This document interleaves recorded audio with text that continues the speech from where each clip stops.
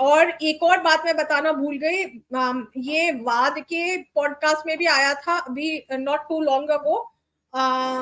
एक बहुत अच्छी जर्नलिस्ट है, उनका नाम मैं भूल रही हूँ, उन्होंने बताया था कि वाजपेयी जी को तो स्टेक खाने का भी बड़ा शौक था।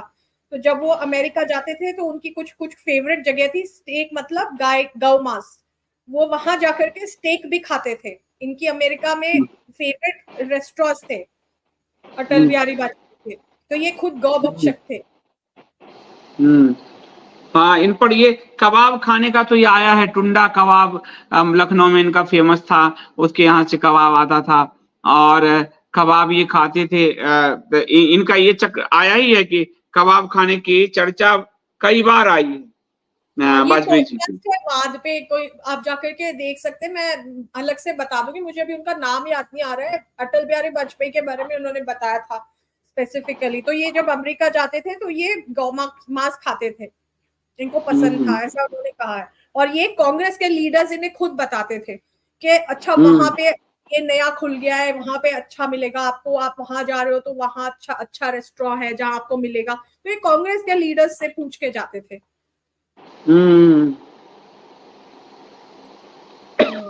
अच्छा, नेक्स्ट है नेताजी क्या सोचते थे आरएसएस के बारे में, हम थोड़ा ये भी देख लें। Netaji Subhash Chandra Bose appeal to the people of India, उन्होंने भारत के नागरिकों को उस समय क्या कहा था। The Hindu Mahasabha has deployed, मतलब उस समय आरएसएस और हिंदू महासभा मिलके काम कर रहे थे। Hindu Mahasabha has deployed sannyasis and sannyasins with tridents, मतलब त्रिशूल।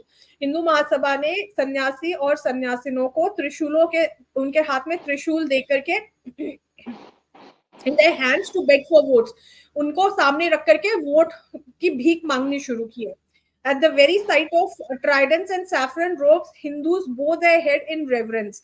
By taking advantage of religion and desecrating it, the Hindu Mahasabha has entered the arena of politics. It is the duty of all Hindus to condemn it.